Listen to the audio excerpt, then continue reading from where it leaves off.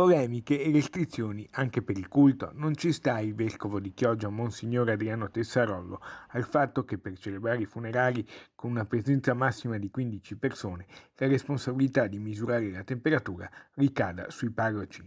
La nostra gente non è che verrà in chiesa se ha la febbre, comunque purtroppo le richieste sono state pressanti anche per chiedere che non siamo sottoposti a questo obbligo, però questo è richiesto, vuol dire che non ci possiamo fidare neanche della gente che viene in chiesa. Mastica amaro proprio nel giorno del suo compleanno Monsignor Tessarollo, uomo concreto e pragmatico. Nel suo profilo Facebook aveva subito sollevato il problema della responsabilità.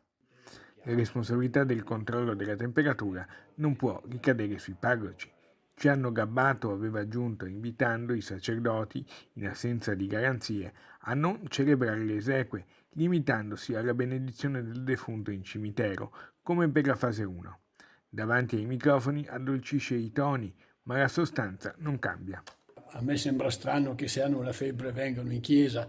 Comunque questa è la legge, se non chi per le parrocchie che non ce l'hanno faranno almeno celebrare finché non si adotteranno dello strumento.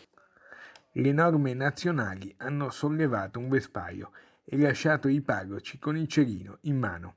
Anche il Patriarcato di Venezia, in una nota, ha fatto sapere di non essere pronto a riprendere le celebrazioni delle esequie a partire da lunedì 4 maggio.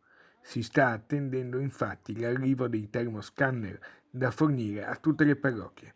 Intanto il vicario episcopale del Patriarcato, Don Daniele Memo, ha ricordato a tutti le principali disposizioni cui attenersi.